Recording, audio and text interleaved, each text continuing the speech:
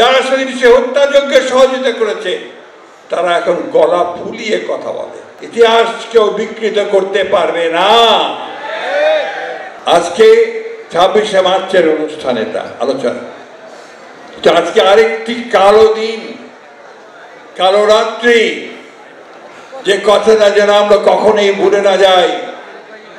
25শে মার্চের এই রাত্রে পাকিস্তান হানাদার বাহিনীর, তাদের সৈন্যবাহিনী অপারেশন সার্চলাইট নাম দিয়ে রাতের অন্ধকারে ঝাঁপিয়ে পড়েছিল বাঙালিদের উপরে, ঝাঁপিয়ে পড়েছিল ঢাকা বিশ্ববিদ্যালয়ে, ঝাঁপিয়ে পড়েছিল জগন্নাথ বিশ্ববিদ্যালয়ে, রাজারবাগে, পিলখানায়, বিডিআরের, এবং তারা অসংখ্য মানুষকে সেদিন হত্যা করেছিল।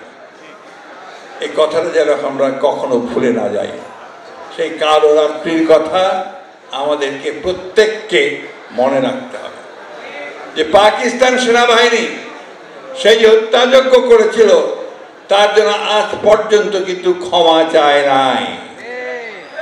গণহত্যা করেছিল, লক্ষ লক্ষ মানুষকে হত্যা করেছিল, তার জন্য পাকিস্তান এখন পর্যন্ত কিন্তু বাংলাদেশের কাছে ক্ষমা প্রার্থনা করে নাই।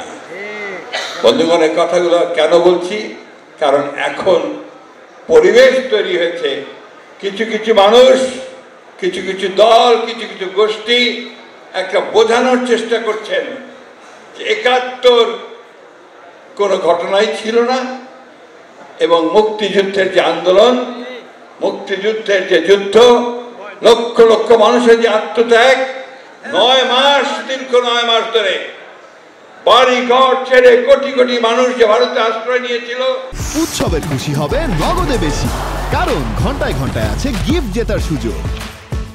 বাড়িতে থাকতে পারতো না, পালিয়ে পালিয়ে বেড়াতো। যুবকরা তখন কেউ বাইরে থাকতে পারতো না।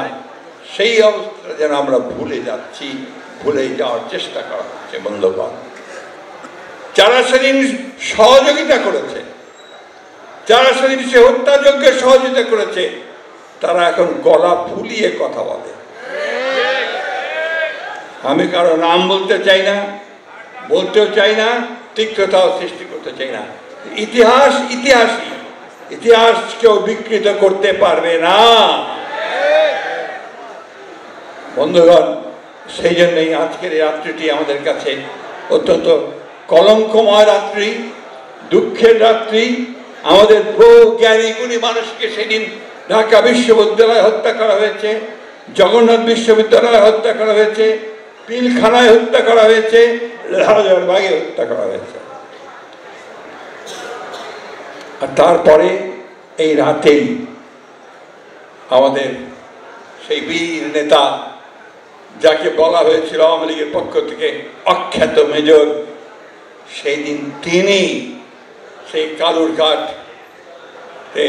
চট্টগ্রাম থেকে পাকিস্তান সেনাবাহিনীর বিরুদ্ধে বিদ্রোহ ঘোষণা করে তিনি যুদ্ধ শুরু করেছিলেন। আর তাদের নেতা, যাকে আমরা অসংবাদিত নেতা হিসেবে মেনে নিয়েছিলাম, যার নির্দেশে তখন বাংলাদেশ চলত, তৎকালীন পাকিস্তান চলত, তিনি রাতের অন্ধকারে পাকিস্তানিদের কাছে আত্মসমর্পণ করে পাকিস্তানে চলে গিয়েছিলেন। আওয়ামী লীগের সব নেতৃবৃন্দ তারা পালিয়ে ভারতে গিয়ে আশ্রয় নিয়েছিল।